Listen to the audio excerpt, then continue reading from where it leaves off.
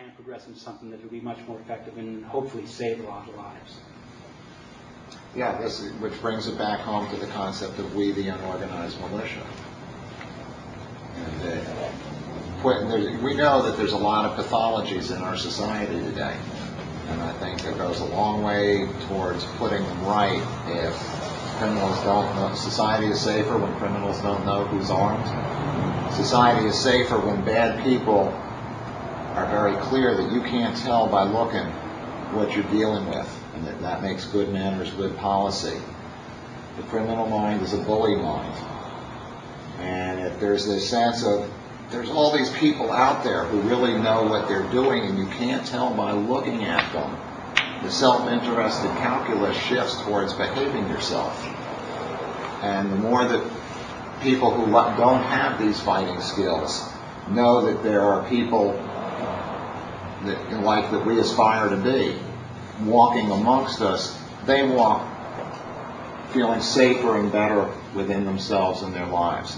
We are the protector. Many of you have heard me speak about the evolutionary psychology, the evolutionary biology of aggression, territory, hierarchy, reproduction, and arguably in the case of humans, the hunting paradigm, because most animals don't hunt their own species for food, but in humans, crime, in effect, is hunting your own species for food. You're taking that home, that dinner. It might be in the form of his wallet.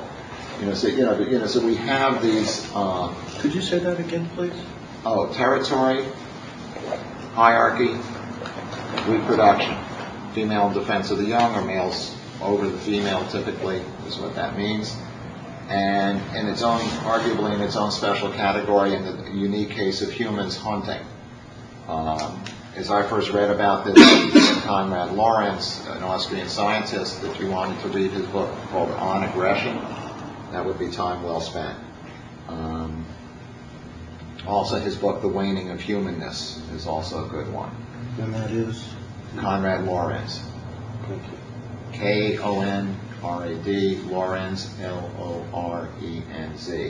If you Google them, there's some wonderful websites out there. This man won the Nobel Prize. I mean, there's a substantial track record of him and his body's work. A wonderful human being.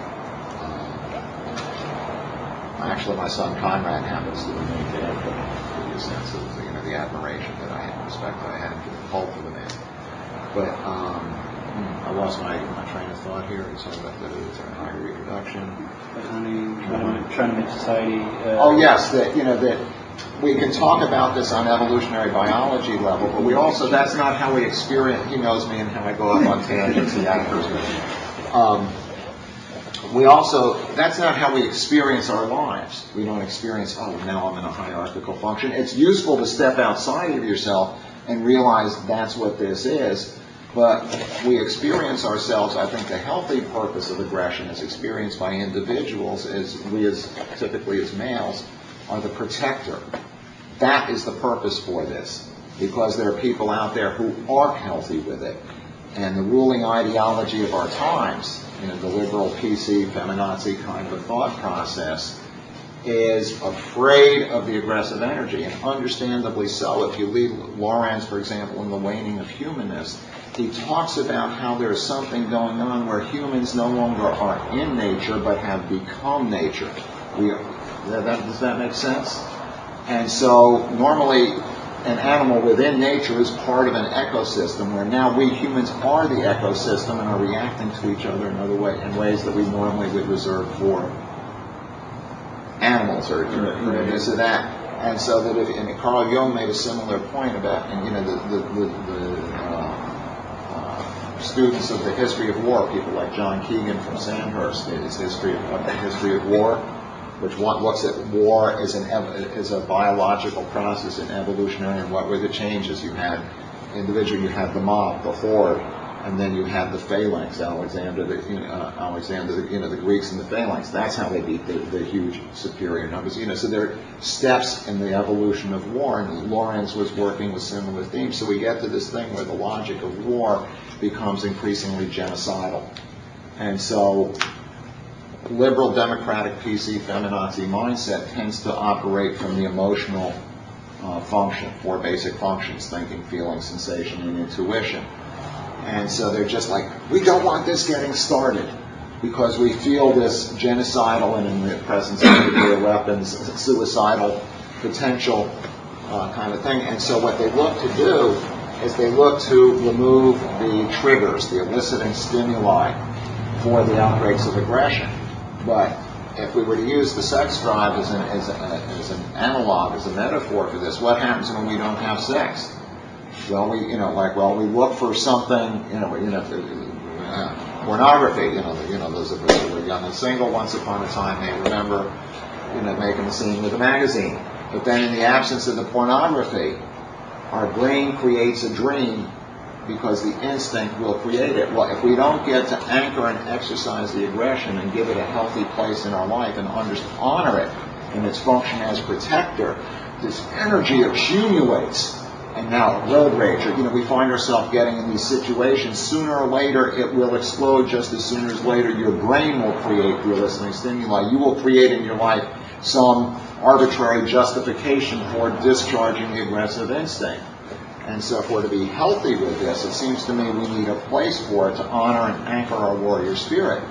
And if you look at the traditional societies, and those of you who sort of been around the world or at all or interacted with other societies, I don't know if you share with me the sense of there's a certain something that's healthier than with how people are. For me, for example, I experienced this in the Latin culture in Mexico. I felt how healthy families were, and coming out of a very fractured environment in my life, I was just, that's the way it's supposed to be. And if you look at these traditional cultures, for a boy to become a man, he had to go through initiation. And in the modern world, where in our country, the modern world, where is that? And so I think one of the things that Dog Brothers is about is a place where the tribal energy, which is the natural social structure of the human animal, is recreated in the ritual space, and people come forward, and people say, how do you keep people from taking cheap shots? Well, one answer is they'll get their ass kicked if they do, and we have enough people there who can do that, but it doesn't really even have to go to that. It's because because they respect what the Dog Brother tribe is about, and they wish to be respected. Our audience is not there to be entertained, like that moment in Gladiator, where he's in the arena in North Africa, and he says to the crowd with contempt, "Are you not entertained?" This is not the energy. Our audience is the tribe coming to witness its warriors. And to anyone who's stepping out into that space and feeling the power of that, he wants that respect of the crowd. He wants to anchor himself. And the process inherently brings itself towards healthy, productive behavior. And so one of the things I feel with what I want Dog Brother Martial Arts to accomplish, what I hope the Dog Brothers accomplish, is about fomenting these values and establishing these energies. And it's a mem that replicates and spreads. And this brings me to something that I still struggle about, which is the whole notion of secrecy. I've had this material about 5 years. I've been working on it a lot the last years. It's more evolved than it was 5 years ago. But there's a sense of, when you're fighting in the martial art world, lots of thievery and, this and that. And I certainly In the gun world, too. Yes. And I certainly hope that everybody here will do two things. One, please don't help my competition get this quickly. And, if it's any good, but, just understand that. Mark Denny's doing, go to some guy who's my competitor, say, Mark Denny's doing this, and, please help me feed my family kind of a thing. And the other one is, please, you see me, acknowledge where I get stuff. So if there's something here that has served you, please acknowledge when you use it where it came from. And I think this goes a long way towards establishing values where people do share. And so that we as Americans, we the unorganized militia, those of us who are serving on the front lines, that the American tribe grows and is strong. And so, these are some of the things that, I think what I'm trying to do. And I've had a wonderful time. I love what I do. My friend Chris Gizzi, you see him in Kali Tudo. He's the guy that appeared with me in the Black Belt,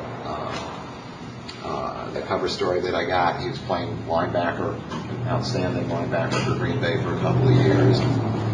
We were there training together at the Raw Gym one day, and there was just this moment. He says, "God, aren't we lucky if we get to do this?" And that's how I feel. Once upon a time, I was a lawyer from a prestigious school. My classmates are all making hundreds of thousands of dollars a year, and if you see my truck, you know that I'm not. But they're all miserable.